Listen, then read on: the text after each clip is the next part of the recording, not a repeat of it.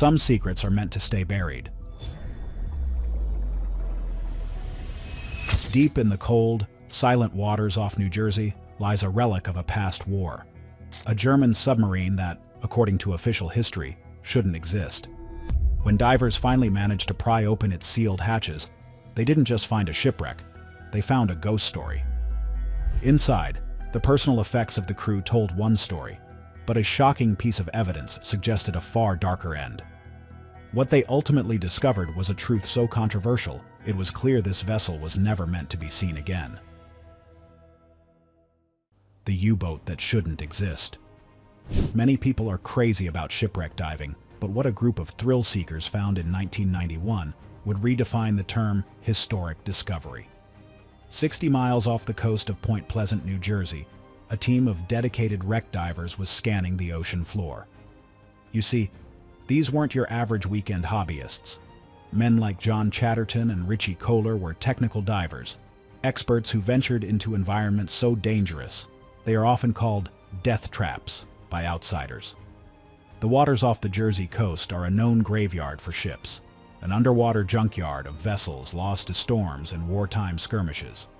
So when their sonar picked up a long, slender shape resting 230 feet down, it wasn't a total surprise. What was shocking was its unmistakable silhouette, a submarine. Their first dive was, to put it mildly, a chaotic mess. The currents were brutal, visibility was near zero, and the wreck was tangled in a web of fishing nets, making it incredibly hazardous. It was like navigating a haunted house made of twisted, groaning steel in pitch-black, freezing water. But even through the murky gloom, they knew this was no ordinary find.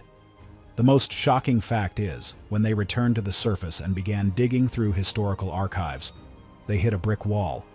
Every single official record, from the U.S. Navy to international maritime logs, was clear. No German U-boat was ever reported lost anywhere near that location during World War II. Allied reports stated all U-boat activity in the war's final phase was thousands of miles away, primarily across the Atlantic. So, what was this ghost sub doing in America's backyard? The mystery deepened on subsequent dives. There were no identifying marks on the hull, no numbers, no emblems, nothing. It was an anonymous steel coffin, its hatches sealed shut, holding its secrets tight. The team nicknamed it U-Who, and it quickly turned into a consuming obsession. For the next 6 years, they returned to the site again and again, pushing the limits of safe diving. These weren't simple scuba trips. They involved complex mixed gases to combat the crushing pressure and meticulous decompression schedules to avoid the bends, a condition that could cripple or end a diver's life. Each descent was a calculated risk, a gamble for a piece of a puzzle nobody knew existed. Slowly, the wreck began to talk. They found gauges with German labels, dials marked in metric units, and then, inside a debris field, the game changer. A simple butter knife with the name Horenberg engraved on the handle. This wasn't just a piece of metal, it was the key. This one artifact sent them down a rabbit hole of research. With this name, they could finally start connecting the dots. They cross-referenced German naval records, searching for a crewman named Horenberg. The search led them to one specific vessel, a ghost that had been misplaced by history. The butter knife pointed to a U-boat that was officially resting at the bottom of the Mediterranean, not the Atlantic. They realized they had found something that was never supposed to be seen, a discovery that would force two nations to confront a 50-year-old mistake. The thing nobody tells you is that sometimes the smallest objects hold the biggest truths. This knife was about to rewrite history, but proving the sub's identity was only the beginning of the mystery. A ghost in the Atlantic. To understand why the discovery off New Jersey was so mind-blowing, you have to know the official story. According to wartime documents, the German submarine U-869 was a formidable war machine. We're talking about a Type 9 C/40 U-boat, nearly 250 feet of advanced engineering designed for long-range patrols.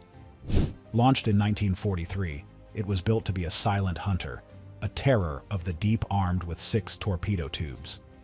In the final months of the war, U-869 was assigned a patrol area near the Strait of Gibraltar, a strategic choke point teeming with Allied ships. Its mission was simple: disrupt enemy shipping and vanish back into the depths. And vanish it did, but not in the way anyone expected.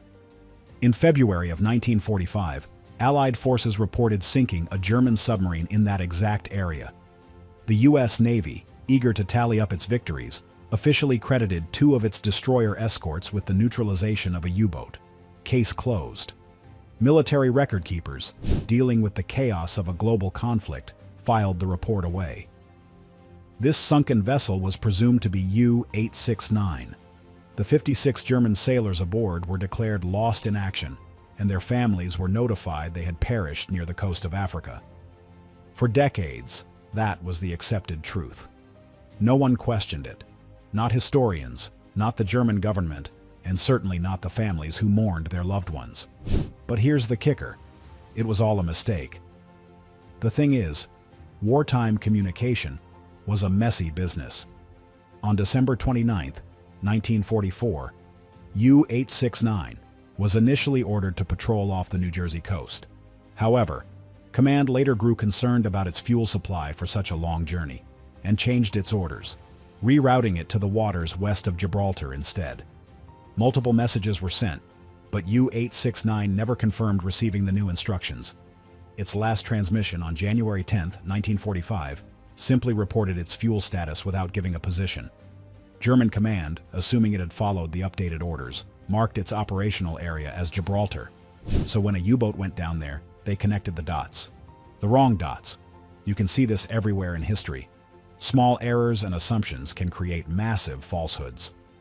The U-boat sunk off Gibraltar was another vessel entirely, but with U-869 now silent, it was the most convenient explanation. For the next half-century, U-869 became a ghost ship in 2 different ways. It was a ghost to its own navy, which believed it was lost in the Mediterranean, and it was a ghost to the Allies, who had no idea it had ever crossed the Atlantic. The wreck sat in silent darkness, its true story preserved by the cold, crushing pressure of the sea. It was a forgotten piece of history, a loose thread in the grand tapestry of the war, waiting for someone to pull on it. That single butter knife was about to unravel everything. The secret of the serial numbers. The discovery of the butter knife engraved with Horenberg was the moment the U-Who investigation went from a diver's obsession to a historical quest. With a name, John Chatterton and Richie Kohler finally had a tangible lead. They dove into German naval archives, and their persistence paid off. They found the name Georg Horenberg listed as a crewman on only one submarine, U-869. The official records still placed that sub thousands of miles away. But the divers now had physical proof in their hands that the history books were wrong. But they needed more. A single knife, as compelling as it was, could be dismissed. What many overlooked was that the wreck was slowly offering up more secrets. On further, incredibly dangerous dives, the team began recovering more artifacts. They found a spare parts box for the ship's engines. Inside, components were stamped with serial numbers. This was their Rosetta Stone. They took the numbers to the Deschimag AG Weser shipyard archives in Bremen, Germany, the very company that built the Type 9 C-40 U-boats. The serial numbers were a perfect match. The parts belonged to U-869, and there was no longer any doubt. The ghost sub off the coast of New Jersey had a name. They had found the lost vessel, a discovery that officially rewrote a small but significant piece of World War II history. But the most shocking fact was yet to come. While tracing the 56 crew members who supposedly perished on board, the researchers stumbled upon an unbelievable twist. One of them wasn't on the final voyage. His name was Herbert Guszewski. He was a young sailor assigned to U-869 and had trained with the crew right up until their departure. He knew their faces, their jokes, and their fears. But just days before the submarine set sail on its final, fateful mission, Herbert fell seriously ill with pneumonia and was transferred to a hospital. This random twist of fate saved his life. He was replaced by another sailor at the last minute. Now, nearly 50 years later, Herbert was living a quiet life in Germany, believing, like everyone else, that his former shipmates had met their end near Africa. When Chatterton and Kohler managed to track him down, he was stunned. He couldn't believe his U-boat was found off the American coast. The divers showed him photos of the wreck and the artifacts, including the Horenberg knife. Herbert confirmed it immediately. He remembered his crewmate, Georg Horenberg, vividly. For Herbert, this was more than just history. It was personal. He was the last living link to the men entombed in that wreck. He provided invaluable details about the crew, their routines, and the boat itself, adding a deeply human element to the cold steel wreck. He had escaped a watery grave, only to have it reappear half a century later. The sub's identity was confirmed, but what secrets were still sealed inside? Life inside a steel coffin. Once they were certain they were dealing with U-869, the divers began to focus on what was inside. Breaching the interior of the submarine was like entering a mausoleum. You see, the cold, oxygen-deprived water had preserved the contents in a way that was both fascinating and deeply unsettling. It was a time capsule from 1945, and it told the human story that military reports always leave out. The crew quarters were cramped, with bunks stacked tightly together. In some, rotting bedrolls were still in place. Near one bunk, a book lay open, its pages swollen and warped, but the text still visible. In the mess hall, plates and utensils were scattered as if the crew had left in the middle of a meal. The thing is, it was the small, personal items that packed the biggest emotional punch. In one locker, the divers found a pair of leather gloves, a deck of playing cards, and a rusted harmonica. In the middle of a brutal war, surrounded by torpedoes and the constant threat of oblivion, a young sailor had brought music with him. It was a powerful reminder that these weren't just soldiers. They were young men, most of them barely in their 20s, trying to hold on to some piece of their humanity. And you can see this everywhere in the wreck. They found boots lined up against a wall, shaving kits, a toothbrush, and a cracked mirror that still faintly reflected the beam of their dive lights. A man likely looked at his own reflection in that mirror on the very morning the submarine went down. This was no longer an exploration. It had become an act of bearing witness. The artifacts scattered in the ghostly silence transformed the 56 crew members from a sterile number on a casualty list into tangible men with hopes, fears, and lives brutally cut short. We found worn uniforms with their stark insignias still attached, symbols of a hostile regime resting beside a worn leather-bound book or a tarnished harmonica. The shocking intimacy of these objects made the tragedy of their final moments painfully real. It didn't matter if they were fervent believers in their cause or just terrified young men following orders. The crushing pressure of the deep claimed them all the same. The divers weren't just salvaging a wreck. They were recovering the lost stories of these men, granting them a final, silent voice from the abyss. What many overlooked amidst these discoveries was the crucial, baffling clue in the torpedo room. Several of the forward tubes were found still sealed, their deadly cargo of G7E torpedoes never fired. This single fact dismantled the entire official narrative. If they were locked in a desperate battle with Allied destroyers, as the records claimed, why hadn't they fought back?